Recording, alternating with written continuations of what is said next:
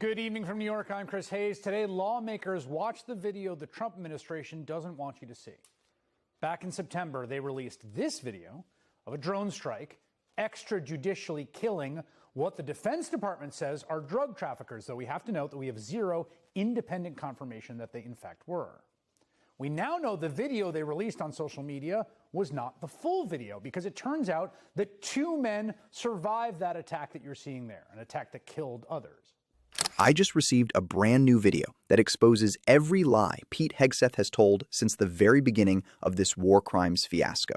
Yesterday, Hegseth went on air and claimed the situation was foggy, that visibility was so bad no one could clearly identify survivors or anything else happening in the water. But here's the craziest part. The newly released footage shows the exact opposite. The visibility was crystal clear. You can plainly see 2 survivors, unarmed, exhausted, holding nothing in their hands. No radio, no weapon, nothing. Just 2 human beings trying to stay alive.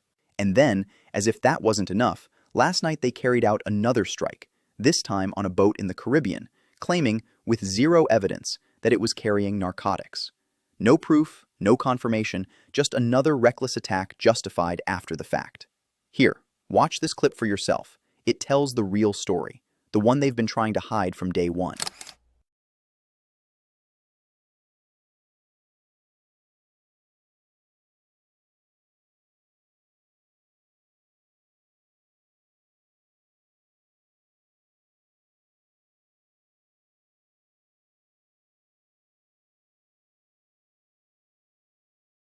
And Pete Hegseth's evidence, if you can even call it that, boils down to 2 words: trust me. That's it. No footage, no intelligence brief, no intercepted communications. Just trust me. At this point, if they keep operating like this, let's stop pretending. This isn't counterterrorism. It's mass murder. And the wildest part? Even the basic logic doesn't hold up.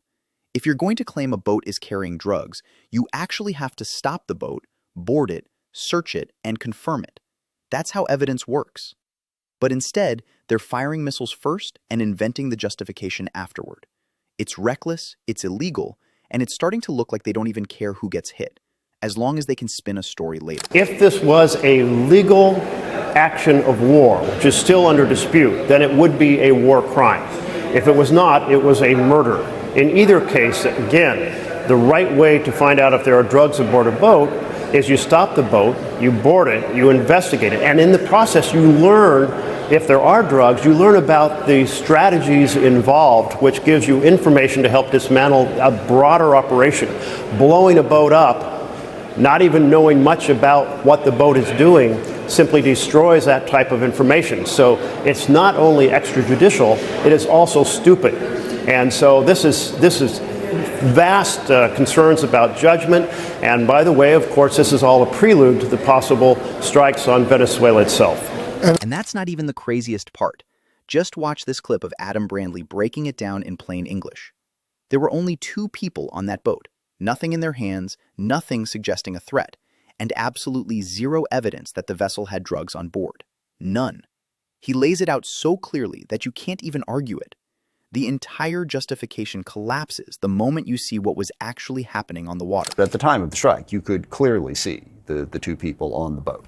And they weren't calling, radioing in, anything like that? I mean, if they had a radio device on them, it must have been really small, because it sure wasn't apparent from looking at the video, and they certainly did not appear to be signaling to anybody. Can you square that with Senator Tom Cotton saying that they were trying to flip a boat that was loaded with drugs over, that was bound for the United States? Is that what you saw? That's patently ridiculous. I mean, that's not true in your view. Gosh, Admiral Bradley didn't even pretend that that was the case. There was no way they were turning this boat back over. The boat was completely disabled, and Admiral Bradley admitted that. It was drifting with the current. It was going to go wherever the current was going to take them.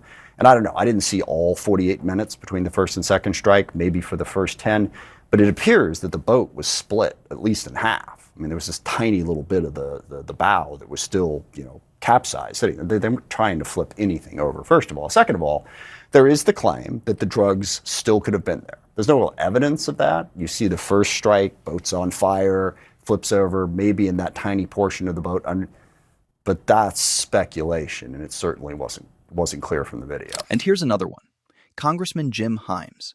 He said the footage he saw was one of the most disturbing things he has ever witnessed in his entire career. Think about that. A member of Congress who has seen classified war footage, intelligence briefings, and some of the worst crises on the planet is now saying this video stands out above all of it.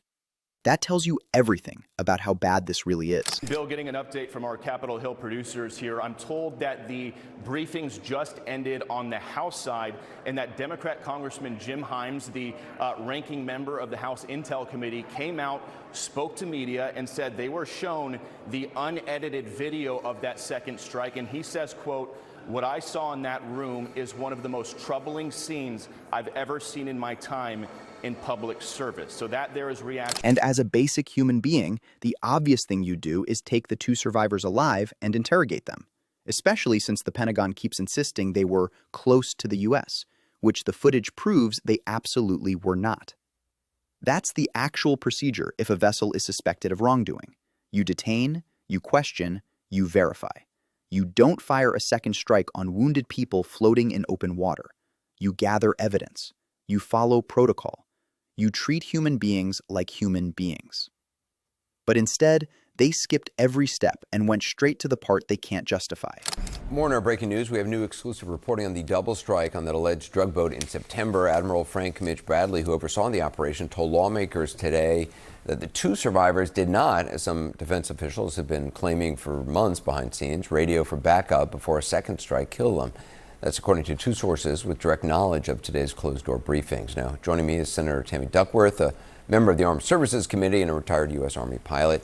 So, Senator, does this change the calculus when determining whether a secondary strike would be necessary? The idea that there was not a radio call? It doesn't really, Anderson. It tells you that the Defense Department has been lying to everybody since September, but it doesn't change the calculus because, as if these were pilots, if this was war and this was a pilot who'd been shot down, you're sitting in a rubber dinghy in the middle of the ocean, and they radio for help, you're supposed to pick them up. You're supposed to help them. Or even if their forces pick them up, you can't just go in and kill those people just because you think that they might conduct future operations against you. It just violates all sorts of international laws of warfare. It's illegal on so many levels. But it does, this revelation does tell us that the DOD has been lying to the American people since September when they claimed that these people had access to radios. And for you, this is the key point. It's not so much about somebody running drugs, allegedly. It's what about U.S. pilots in the future if this starts to be a precedent? Exactly. I am worried about our servicemen and women who go into harm's way every single day to defend us, and they are being put into both future jeopardy in case if they are shot down in the future, as well as legal jeopardy. Remember that international tribunals, if you conduct war crimes, you can actually be caught up in front of the international tribunal. So this puts our servicemen and women in real danger. And what's crazy is that Pete Hegseth did it again.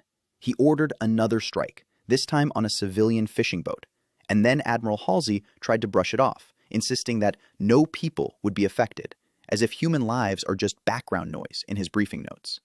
And now, because that excuse didn't survive even a single news cycle, Halsey is sitting in front of a congressional hearing, forced to testify under oath about what really happened. The pattern isn't just repeating, it's escalating. Okay, this story is wild and it's moving fast.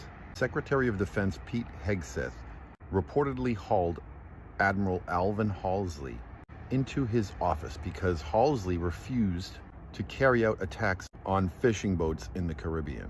Halsey told him straight up he was worried about civilian casualties. Rather than addressing that, Hegseth pushed back and reminded him of his sworn duty.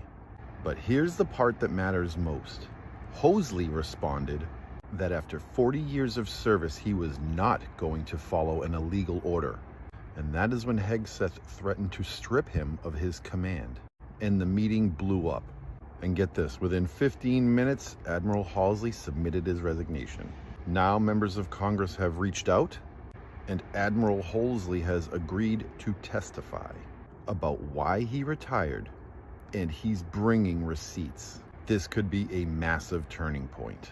Stay tuned, because this one's not going away. Share your thoughts in the comments section and follow me for more.